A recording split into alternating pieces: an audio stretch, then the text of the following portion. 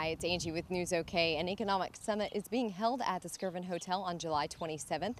It's bringing together some high-profile speakers and some business leaders from around the state, all for the purpose of early childhood development, which is so important for the future of our state. Here's more.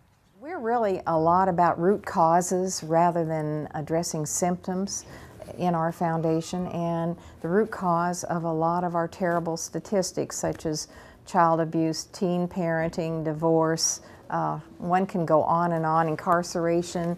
We're #1 in the nation in incarceration of women, and that impact on families and children is huge, with repercussions that are cost us in taxes as well as loss of human potential. So, catching it early, it's a long-term return on investment, but it's going to be one that will put us in a very competitive position statewide, and our business leaders need to understand their role in that, and family-friendly practices will be one of the things that we'll be dealing with in the conference, how they can do things that promote the well-being of the families of their employees. When you hear those kind of statistics that are negative, it makes you realize that it is very important that Oklahoma is consciously focusing on this, and we've set goals, that we're moving forward.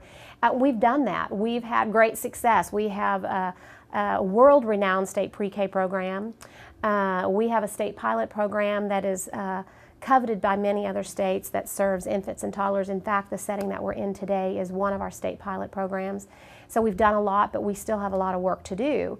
And it is those statistics that really drive our efforts and keep us focused on serving the children in our state. Something like 85% of the brain is developed the first 2 years of life, and so if you get the right start, you have more of a level playing field later on, readiness for school, preparedness to succeed in the workforce later, and that's really important to the economic development of our state. The Potts Family Foundation and our organization visited last fall about the opportunity to do this together, and along the way we've brought along some other wonderful partners. And for us, this is just about how important the first few years of life are, and the sound investment that it is to invest in those years. I think oftentimes we find that it's real easy to buy into the end years of the spectrum in college and high school, and but these are the most important years, particularly in developing a future workforce. I was a kindergarten teacher, and one of the frustrations that I had as a kindergarten teacher, even they're just 5, when they come to you, they're 5 years old, there are kids that I knew, it didn't matter what I did or how hard I worked, I could not change what had happened the first 5 years. One of the other things that's really one of our key focus areas is that we believe that families are the most important resource a child has. And so part of our efforts and many of our partners' efforts is to strengthen families.